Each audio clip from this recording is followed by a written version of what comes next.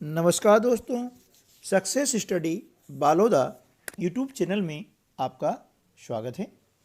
Bridge course के अंतर्गत आज हम सीखेंगे कक्षा 8 विषय हिंदी के अंतर्गत लर्निंग आउटकम H 710।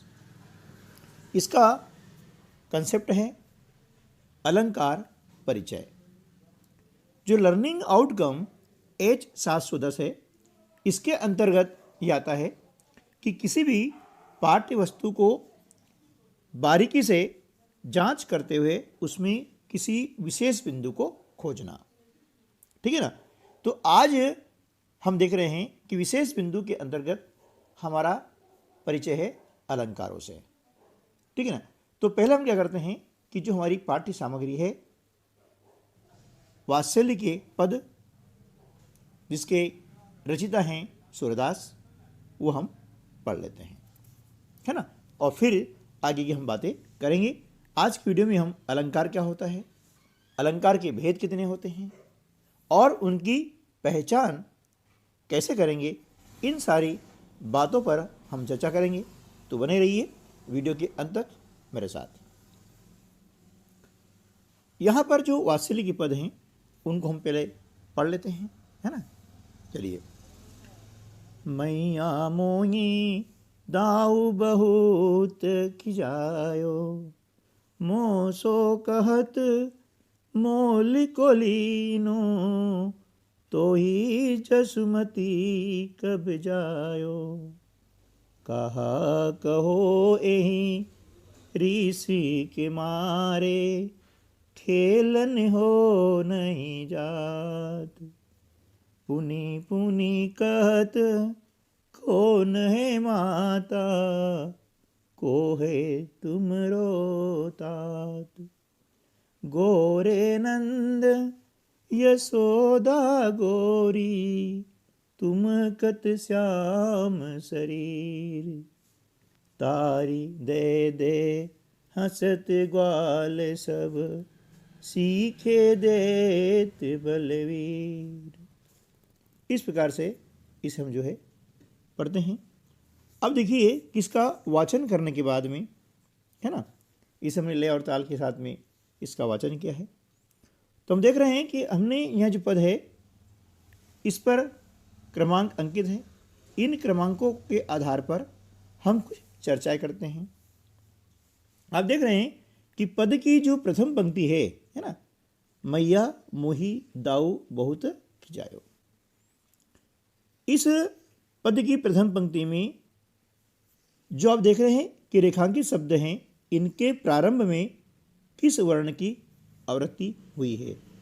आवृत्ति मतलब बार बार आना, है ना। तो हम देख रहे हैं कि यहाँ पर म वर्ण है ना, जिसकी आवृत्ति हुई है।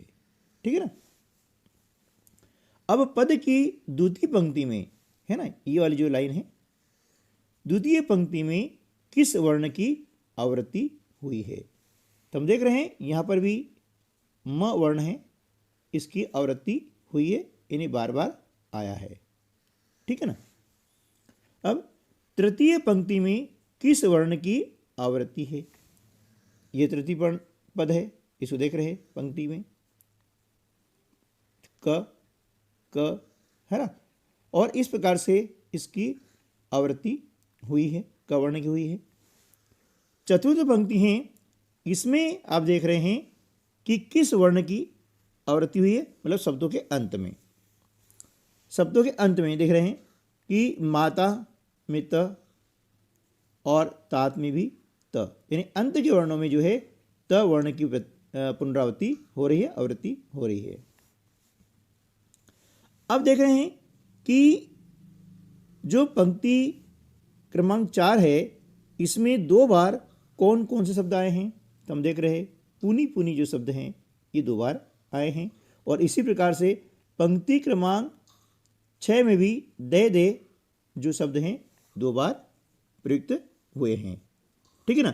तो इस प्रकार से अब किसी भी पद में हम देखेंगे कि किन किन वर्णों की आवृत्ति हुई है ना। तो अब ये वर्णों की जो आवृत्ति होती है, इससे क्या हुआ है कि पद की शोभा बढ़ जाती है। और हम जानते हैं कि मनुष्य जो है सौंदर्य प्रिय होता है ना, सौंदर्य प्रिय होता है, सुंदरता उसे अच्छी लगती है। तो इसी प्रकार से जब हम बोलते हैं तो हमारे शब्दों का सौंदर्य बढ़े, है ना, यानी काव्य की शोभा बढ़े, ऐसे शब्दों का हम उपयोग करते हैं ताकि हमारी भाषा बहुत अच्छी हो जाए, जिसे सुनने वाला ध्यानपूर्वक सुने और समझे। तो काव्य की शोभा बढ़ाने वाले जो तत्व होते हैं उन्हें हम कहते हैं अलंकार। वास्तव में क्या होता है कि ये अलंकार हैं कविता के सौंदर्य को बढ़ाने वाले होते हैं। जिस प्रकार की मनुष्य आभूषण पहन लेता है तो उसके शरीर की शोभा बढ़ जाती है, उसी प्रकार से अलंकार की शोभा, यानी अलंकार से क्या होता है, कविता की शोभा, कविता मतलब काव्य की शोभा बढ़ जाती है। तभी कहा जाता है अलंकरोति इति अलंकारः, अर्थात जो शोभा करता है वही अलंकार है। ठीक है ना। तो देखिए अब हम देख लेते हैं कि अलंकार कितने प्रकार के होते हैं। तो देखिए काव्य की शोभा बढ़ाने वाले तत्व को हम कहते हैं अलंकार। ठीक है ना।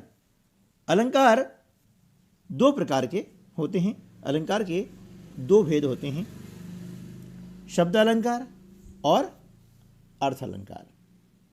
ठीक है ना, शब्द अलंकार और अर्थ अलंकार, यानी जो अलंकार शब्दों के माध्यम से काव्य को अलंकृत करते हैं वे शब्द अलंकार कहलाते हैं। यानी किसी काव्य में कोई विशेष शब्द रख देने से उसमें सौंदर्य आ जाए और कोई पर्यायवाची शब्द रखने से वह लुप्त हो जाए, तो वहाँ पर होता है शब्द अलंकार। ठीक है ना। अब शब्द अलंकार जो है तीन प्रकार के होते हैं। कितने प्रकार के? तीन प्रकार के। पहला है अनुप्रास अलंकार, यमक अलंकार और श्लेष अलंकार। अनुप्रास अलंकार यानी जहां पर वर्ण की आवृत्ति बार बार होती है ना, एक ही वर्ण की आवृत्ति बार बार होती है, उसे हम कहते हैं अनुप्रास अलंकार। जैसे चारु चंद्र की चंचल किरणें, इसमें जो वर्ण हमारा च है उसकी आवृत्ति बार बार हो रही है, तो इन पंक्तियों में अनुप्रास अलंकार है। जैसे और एक उदाहरण लेते हैं, रघुपति राघव राजा राम, यहाँ पर र वर्ण की आवृत्ति बार बार हो रही है, तो इन पंक्तियों में अनुप्रास अलंकार है। ठीक है ना। चलिए अब थोड़ा समझ लेते हैं यमक अलंकार। यमक अलंकार में क्या होता है कि जहां पर एक शब्द दो या दो से अधिक बार आता है और हर बार उनके अर्थ क्या होते हैं, भिन्न भिन्न होते हैं, मतलब अलग अलग होते हैं, वहां पर यमक अलंकार होता है ना। जैसे कनक कनक ते सो गुनी माधकता अधिकाय, है ना। तो यहां पर देख रहे हैं कि पहले कनक का अर्थ सोना है और दूसरे कनक का अर्थ धतुरा है। ठीक है ना। तो यहां हो गया है यमक अलंकार। तीसरा होता है श्लेष अलंकार। अब देखिए श्लेष जो शब्द है ना, इसका अर्थ होता है चिपका हुआ, मतलब इसके शब्द में, जहां शब्द में अर्थ छिपे रहते हैं वहां पर होता है श्लेष अलंकार।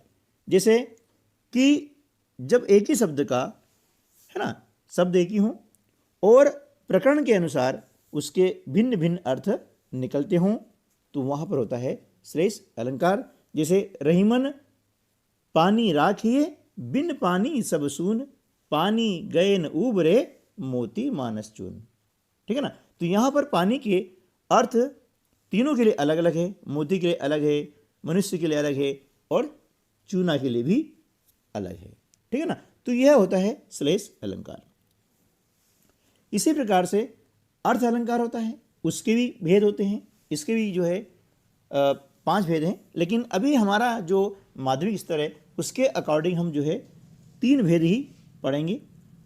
और अर्थ अलंकार के 3 भेद हैं, जो हमारे अभी कोर्स में है, बाकी भेद हमने अब बड़े कक्षाओं में जाके पढ़ेंगे। तो वह है उपमा, रूपक और उत्प्रेक्षा। अब ये क्या होता है, इसमें हम थोड़े से जान लेते हैं कि देखिए, जब दो भिन्न वस्तुओं में समानता दिखाई जाती है ना, दो अलग अलग चीज़ें हैं और उनमें समानता दिखाई जाती है, तो वहाँ पर होता है उपमा अलंकार। यानी दो वस्तुएं हैं अलग अलग और अनेक रूप और गुण में उनमें समानता बताई जाए। जैसे कर कमल सा कोमल है ना, कर कमल सा कोमल है, कर अने हाथ। अब पहला कमल कैसा है, कमल सा कोमल है, यानी जो हाथ है ना वो कैसे कोमल है, कमल जैसे हैं, यानी कमल और हाथ की समानता बताएगी, दोनों की समानता बताई जा रही है। कर कैसा है, कमल के समान है। या यूं कहें, अगला देख लेते हैं कि मुख चंद्रमा सा सुंदर है। मुख कैसा है, चंद्रमा सा सुंदर है, यानी चंद्रमा के समान है। तो मुख की तुलना किससे कर रहे हैं, चंद्रमा से कर रहे हैं। तो यहां पर हो गया उपमा अलंकार, ठीक है ना। अगला आता है रूपक अलंकार। रूपक में क्या होता है कि जब उपमान और उपमेय में अभिन्नता या अभेद दिखाया जाए तब वहाँ होगा रूपक अलंकार। अब ये उपमान और उपमेय होता क्या है, देखिए उपमान का मतलब ये होता है कि पहले हम समझ लेते हैं उपमेय, है ना। उपमेय और उपमान दोनों चीज़ अलग अलग है। जिस वस्तु की समानता किसी दूसरे पदार्थ से दिखाई जाती है वह क्या होगा, उपमेय। जैसे कर कमल सा कोमल है, अब यहाँ पर कर क्या है, उपमेय है, क्योंकि इसकी समानता किसी की जा रही है, कमल से की जा रही है, ठीक है ना। ये क्या हो गया, उपमेय। और उपमान क्या होगा, जब उपमेय को जिसके समान बताया जाता है तो वह कहलाता है उपमान। अब कर को कर कमल सा कोमल, यानी कर को किसके समान दिखाया जा रहा है, कमल के समान दिखाया जा रहा है, तो कमल क्या हो गया, उपमान हो गया, ठीक है ना। तो ये ध्यान रखना है कि जब उनमें उपमान और उपमेय में अभिन्नता है ना, यानी समानता जब दिखाई जाती है, अभिन्नता मतलब समानता दिखाई जाती है, तो वहाँ पर होता है रूपक अलंकार, यानी एक दूसरे के समान दिखाया जाता है। सीधी सी बात है, मैया मैं तो चंद खिलौना ले हों, है ना, यानी चंद्र खिलौना, ठीक है।